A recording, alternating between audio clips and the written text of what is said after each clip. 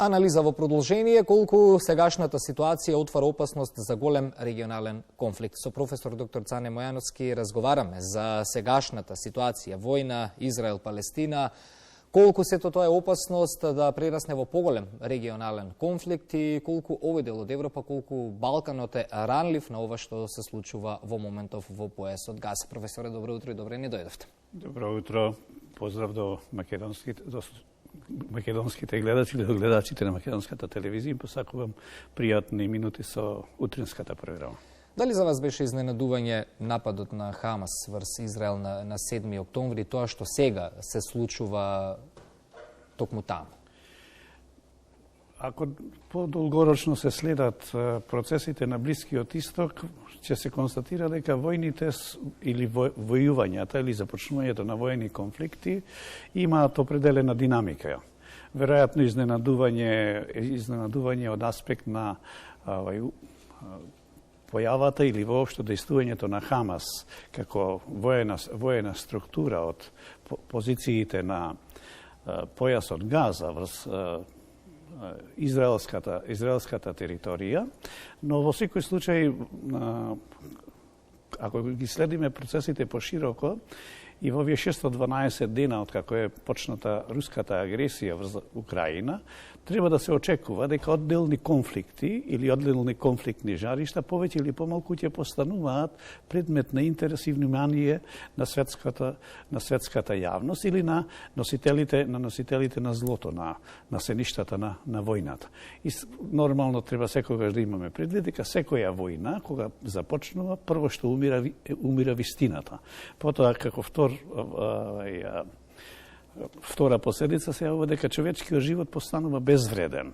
Односно, најчесто во војните во последните 70-тина, можеби и повеќе, можеби од крајот на Првата светска војна, се колатерална штета на војните действија цивилните и цивилното население.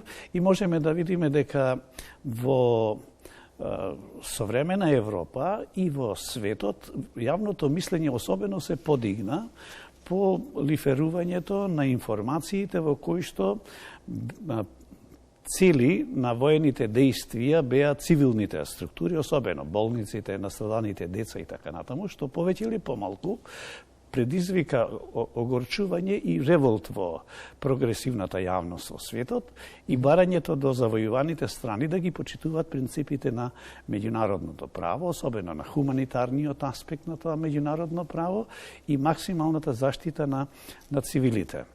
Војната во Израел покажува дека се уште војната и војувањето е ефикасно средство за остварување на определени воени, ако сакате и политички цели, и дека светот по падот на Берлинскиот зид исто така ранлив, како што беше ранлив во времето на студената војна, во однос на зачувувањето на светскиот мир. И една од главните заложби на хуманистички определеното население во светот е дека војните треба да престанат и да се создаваат услови за завладување на мир.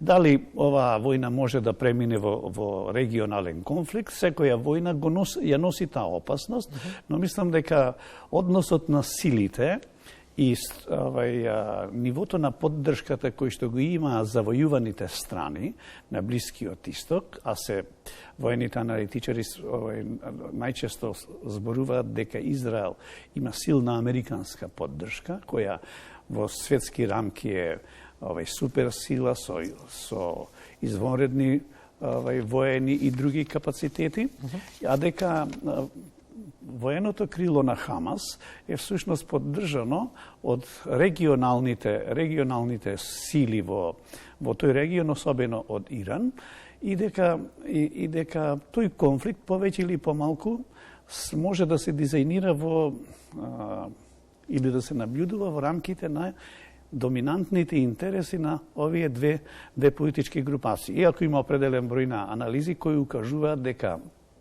отворањето на овој фронт на Блискиот Исток повеќе или помалку го става во сенка еден друг постар конфликт на подрачјето на Европа, тоа е украинската војна, односно руската инвазија врз Украина. Што се насе укажува дека станува збор за нешто што е веќе видено и за нешто за што постојат определени искуства. Но исто така сакам да укажам дека ние како јавност честопати се наоѓаме во незгодна положба, затоа што отворањето на војната значи и умирање на вистината, односно изворите од кои можеме да излекуваме заклучоци за димензиите, за вистината или за карактерот на определени акции се многу ограничени и често пати се во функција на одделна страна, на завојуваната страна. Тоа можеме да го видиме и во оваа војна, како што тоа можевме да го видиме во војната во Украина и така натаму. Во секој случај, прогресивната светска јавност со право инсистира дека војните треба да се сведат или да се исклучат од меѓународното комуницирање, затоа што на крајот секоја војна завршува на зелена маса, завршува со констатирање на загубите, со барање на мировни решенија.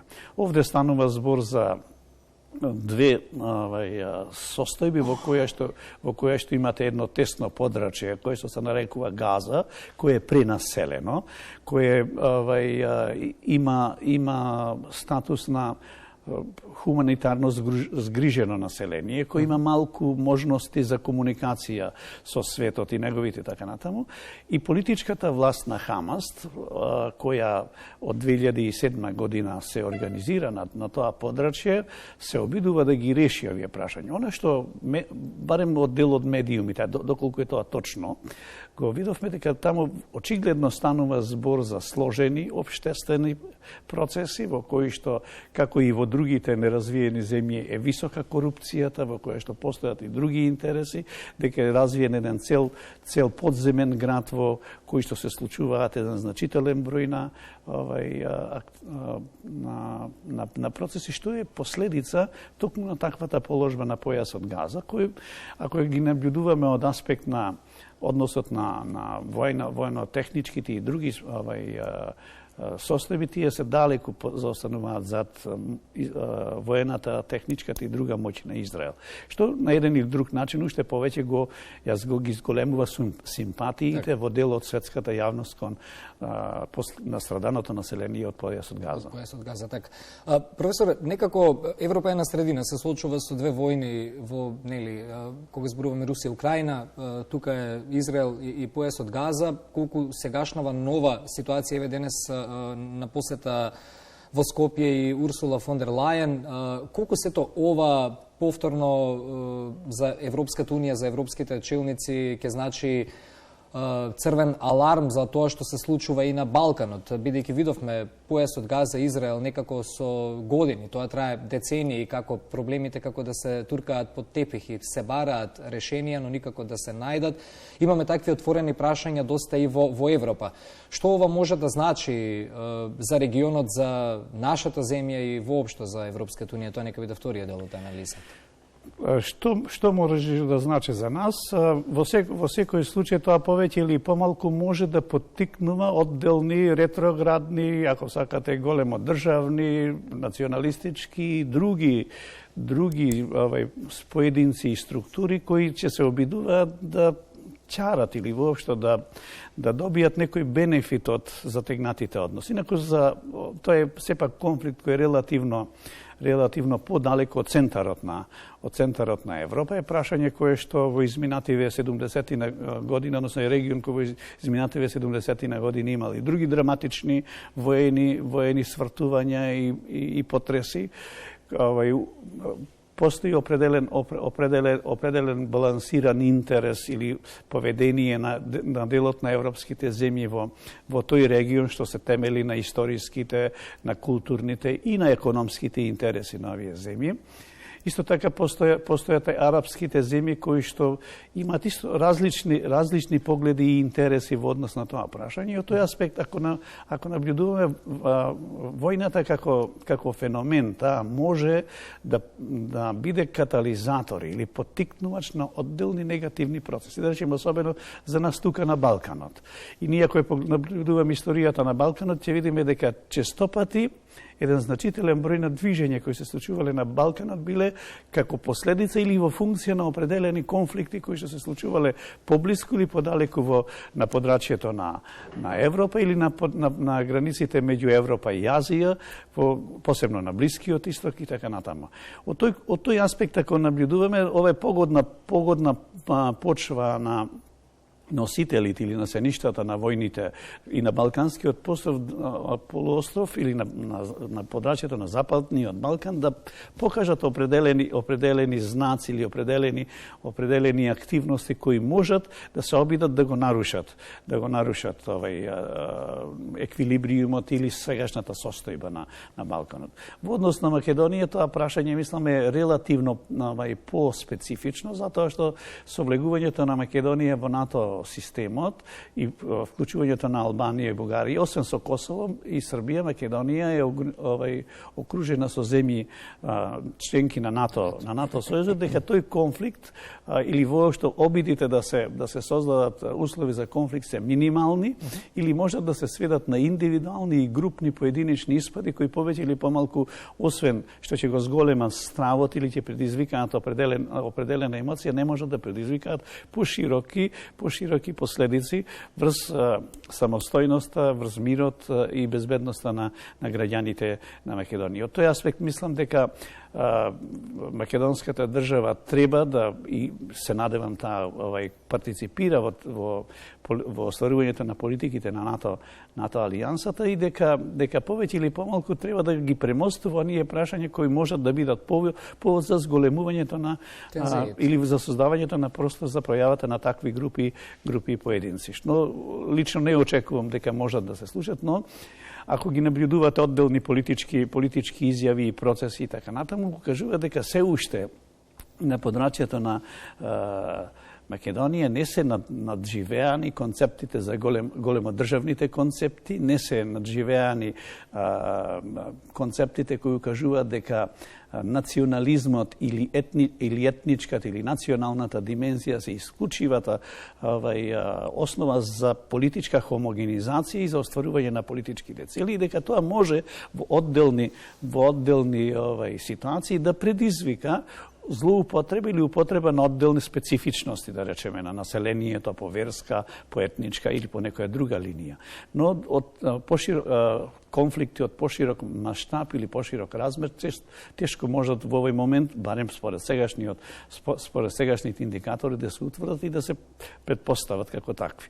На подрачјето на Западниот Балкан има уште неколку невралгични точки. Тоа е соседно Косово и Босна и Херцеговина, но видовме Додик вчера имаше завчера за руски медиум изјава дека ќе дојде време кога ќе се обединат на пример сите срби во регионот, како да се враќа тој речник кај одредени политичари. Тоа е тај голема државна концепција која можете да ја препознаете. Можете да препознаете и во нашата земја одделни изјави. Не, тоа кажувам, сите политичари од Балканот како да чекаат некаде да почне војна и веднаш да почнат со такви изјави. Политичарите се практични луѓе, ни ги интересира на наредните избори да ги добијат изборите, да можат во мандатот кој го добиле на изборите да вршат прераспределба на богатството, да создаваат ново богатство. Нив друго не ги интересира. И таквите изјави, без разлика дали доаѓаат од босански, од косовски, македонски или било кои други политичари, треба да се наблюдуваат во тој контекст. Дека тие апсолутно не се толку загрижени за последиците од војната кои се случуваат на подрачјето на Газа или во Израел и така натаму, туку дека повеќе се интересирани за тоа што тие всушност можат како бенефит да извлечат од таквите создадени светски, така кажам, услови. И во тој контекст уште еднаш се покажува дека војната, што вели Клаузевиц, се друг облик на водењето на политика и дека меѓу политичките акции на политичарите и воените структури секогаш може да се најдат содржини кои укажуваат дека целат кон исти нешта. Професоре, благодарам за анализата.